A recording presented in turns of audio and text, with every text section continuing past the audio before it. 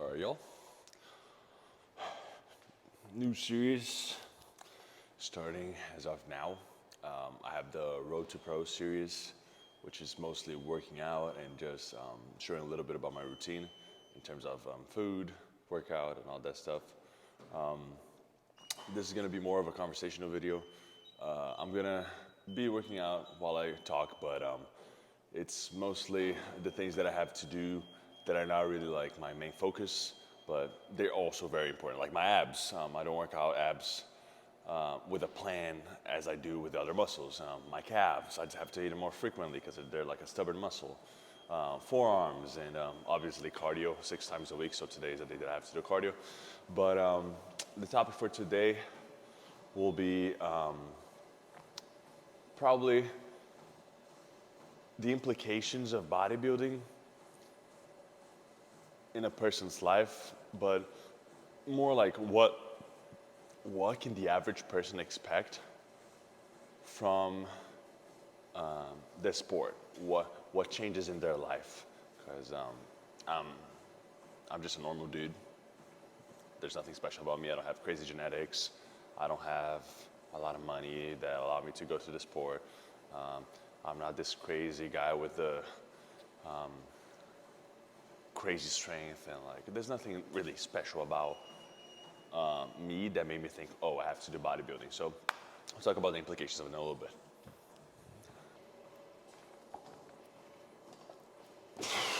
All right. Basically, I am, and I have always been, a person, not a person. People are usually a creature of habit, right? That's people in general, but me specifically, I always followed the routine since I was a kid.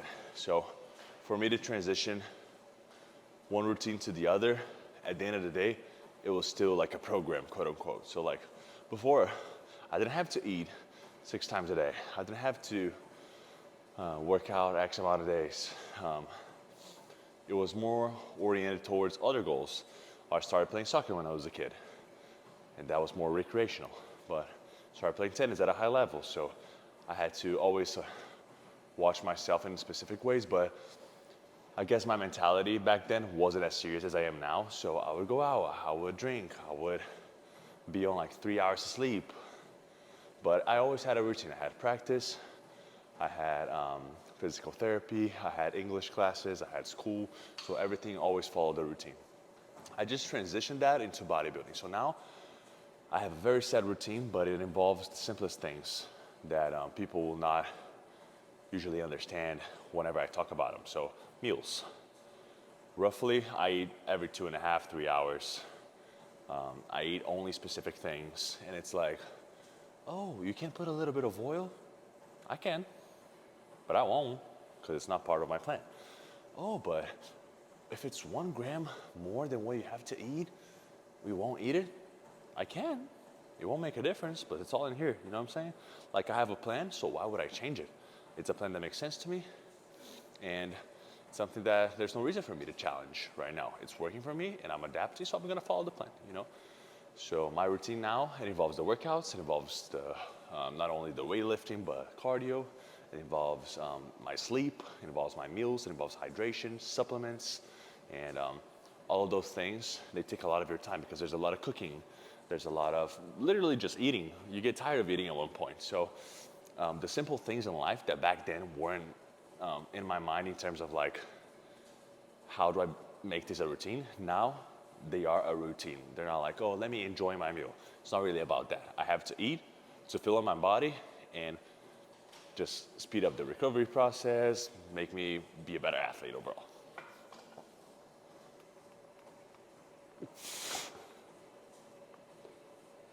Oh, fuck. I guess for any high level sport, you have to follow a program and a protocol. So this is obviously not only related to bodybuilding, but this is my experience. So I am a bodybuilder today, so I can't speak of any other sports, but you basically, end up signing a life contract, right? I know that there's gonna be a point where there are gonna be steroids involved. I'm gonna have to put my life in check, quote unquote. have to visit doctors more often. I know the blood work won't be perfect, or my heart won't be perfect, but how do I manage that? All those things, I feel like the whole steroid, drug use related topics, they're not talked about enough. It's a sensitive part for me as well because, it's not like I grew up intending to use steroids, but now I'm understanding what it takes to be a bodybuilder, and I'm doing like a cost-benefit relation. So like, oh, these are the costs, these are the benefits. Does it make sense? Then you move on accordingly, basically.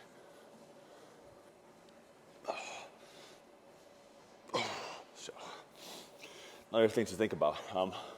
Like I said, anyone taking this sport seriously knows that it's not only about weightlifting. Like I said, meals, hydration, supplements, steroid use, rest, all those things are taken into account. But not only that, you're putting your body to extreme situations, per se.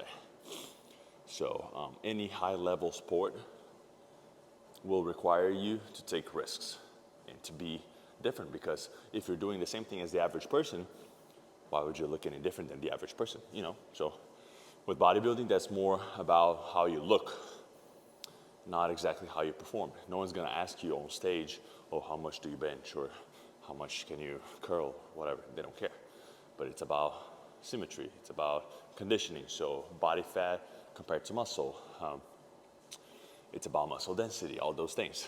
So by putting your body into an extreme, there's things that I realized today that I didn't realize before. And now looking at people a little bit ahead in life of me, so like my parents, my grandma, friends' parents, whatever, I realize how like things that they probably don't have to worry about as much as I will. Example, mobility. This is something that anyone has to worry about, anyone. But people like me who actually put in a lot of work at the gym and put the muscle and the tendons and everything to like constant stress, this is something that really affects me, really affects me. So like sitting down all day, this is something that kind of like, it bothers me physically.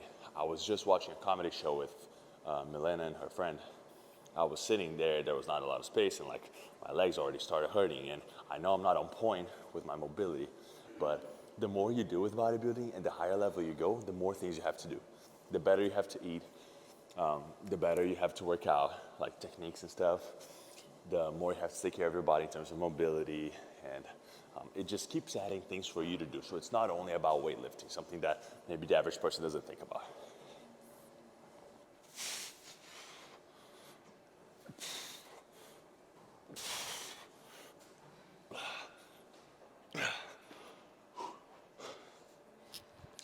I guess in general, life as a high-level athlete will bring more implications, right?